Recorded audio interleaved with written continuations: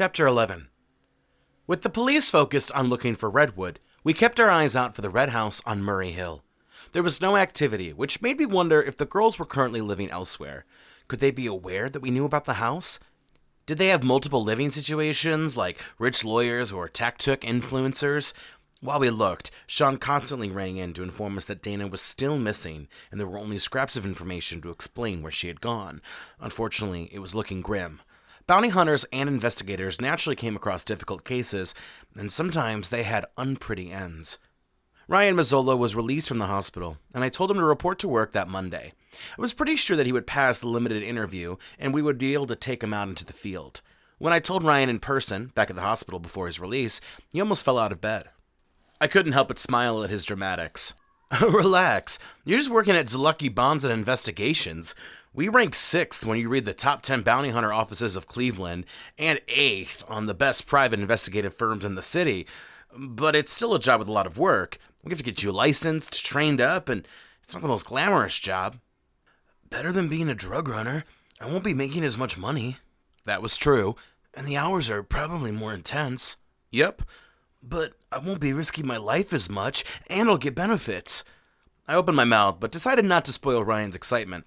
Even with Redwood on the defensive, I was still crashing at Santiago's place. That morning, we had taken my car into the office. Thank you for dealing with me, I appreciatively told Santiago as we walked inside.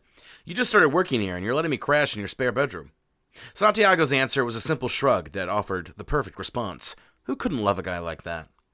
Zlucky Bonds and Investigations was like a bank, and where we had half-day Saturdays. Kathy, who I believe was hourly, didn't mind the extra cash, but she was a firm 9 to 12 Saturday employee. Saturdays were a bit dead around here. I can't even believe we stayed open. But Helen Zlucky was a pure capitalist who couldn't understand the concept of relaxation from work. Hello, Kathy, I said with a smile, pulling out a cruller from the donut box. There were some folders on Kathy's desk and a pinball game on Kathy's computer. Hello, Matty. Santiago? You could tell a steak knife with a threat hadn't made its way to Kathy's house yet. She was way too genuinely chipper. Helen went out for an errand, but she wants me to give you these 2 new skips for you. Kathy handed me the manila folders, and Santiago and I went back to the annex. Mariah and I originally shared the annex space, but now with Alison moved in, the quarters had become a bit tighter and certainly messier. Santiago had a desk on the other side of the office, but it was more unused than my sexy underwear. I looked around the space and wondered if we could squeeze Ryan in here, or if he'd have to be relegated to another part of the office. The annex was like its own large conference room. Glass walls kept the division semi-open, while the space was secretive and cozy. It was snugly placed behind Helen's office, while the back wall was part of the building perimeter. We didn't get much of a view out of the annex, but we were tucked away from some of the colorful characters who needed a bond or investigative service. Okay, we have an assaulter and a thief. I shuffled through the 2 folders. Which one should we tackle first?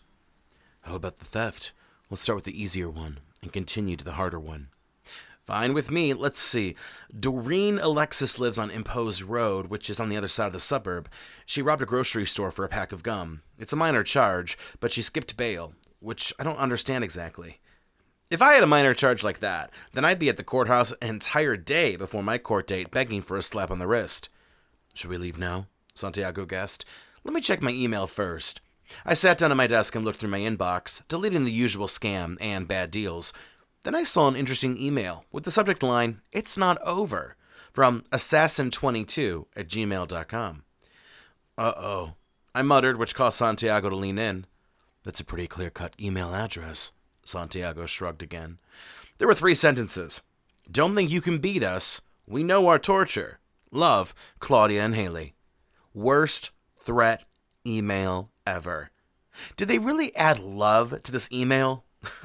I couldn't help but laugh. I knew Claudia and Haley were grade A assassins, but their attempts to be psychologically damaging turned out to be the comedic relief I needed. I forwarded the email to Anthony and David, while Mariah walked in, holding her own 2 folders. Mariah, come read this email. Mariah scanned the message and chuckled. What kind of threat letter is that? It's not a threat, it's a love letter. Well, I guess it's nice to know that the assassins love us.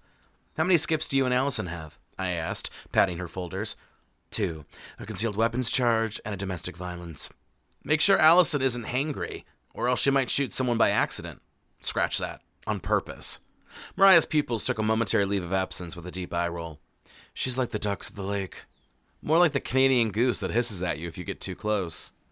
I like Canadian geese. Well, so do I, but they hiss.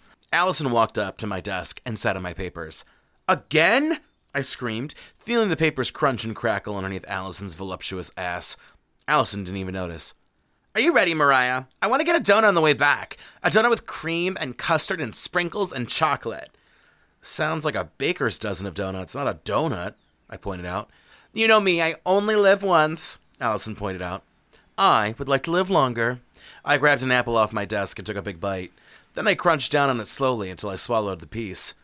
And that's why I enjoy my fruits and vegetables. I had just scarfed down a donut earlier, so I didn't have much room to talk. That apple has been on your desk for days, Santiago coolly pointed out. I could sense the rotten aftertaste in my mouth, but swallowed through it. It's still healthy, I coughed, before placing the apple down on my desk. I throw it away later when no one was looking. Alison turned her ass and squished some of my papers further. I could hear some of the papers pulling up into her butt crack. I want to live longer too, so this can count as my exercise. Alison jumped off the desk in the way large cats propel themselves and skipped out the door. Later, Mariah quickly called out as she followed Alison. I'm ready, I told Santiago, who neatly placed a bookmark into his book. He was reading a book called 1000 Escape Techniques. More impressive than my current read, which were comic strips posted on social media. We jumped into my Jeep and drove off to Impose Road to capture Doreen Alexis. Hooray! Impose Road looked like the perfect place to go if you fancied a chance to get mugged. Even in the late morning, the street was covered in slick grime and shady bars that looked like they were trying to disguise themselves as prohibition bars and speakeasies.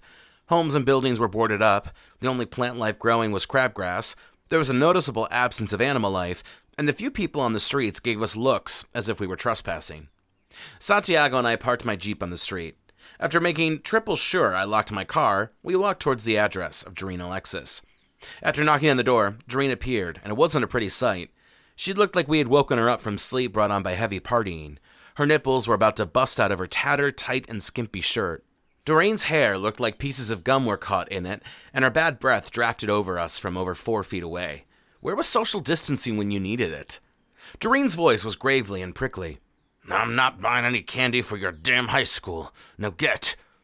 We're not high school kids, I told her, pretty incredulously shocked that she'd think 2 bearded, tired-looking men could be mistaken for kids who hadn't felt crushing adult responsibility. We're bond enforcement. We're here to take you to the station to reschedule your court date. Doreen Alexis's tired eyes cracked open a little bit more, eye candy falling out of her dry, bloodshot vision. Can I get my coat? No. Can I get my gum? No. Damn! Doreen snapped. How am I supposed to sneak away if you're not letting me get my things? That's the point, Doreen, Santiago informed calmly. Doreen turned and was ready to slam the door in our faces, but Santiago stuck his foot in the doorway and grabbed Doreen's right hand in one go.